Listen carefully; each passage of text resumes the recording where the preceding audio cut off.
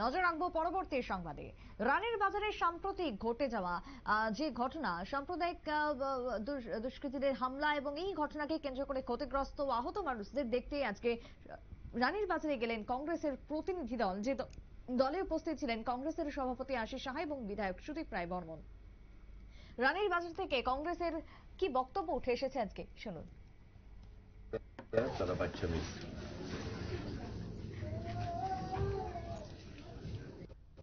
সমান অধিকার, কাজে আপনারা নিজেদেরকে, আমার সবচেয়ে প্রথমেই আপনাদের কাছে আবেদন থাকবো, আপনারা কেউই নিজেদেরকে দুর্বল ভাববেন না। আপনারা কেউই দুর্বল না। দুর্বল ভাবলে এই দুষ্কৃতিকারীরা আরো চাইপা বইব, চাইপা ধরব। কাজে যেহেতু আপনারা দুর্বল না, আপনার সমান অধিকার, সংবিধান প্রদত্ত অধিকার আপনাদের সমান, মাথা নোয়াবেন আল্লাহর দরবারে, অন্যের কাছে মাথা নোয়ায়েন না। যা ঘটনা ঘটছে তার তো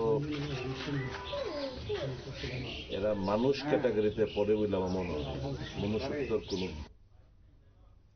কংগ্রেসের বক্তব্য আপনারা শুনলেন। ঘটনার তীব্রভাবে নিন্দা এবং দুষ্কৃতীদের চিহ্নিত করে গ্রেপ্তারের দাবি তুলেছে আজকে কংগ্রেস।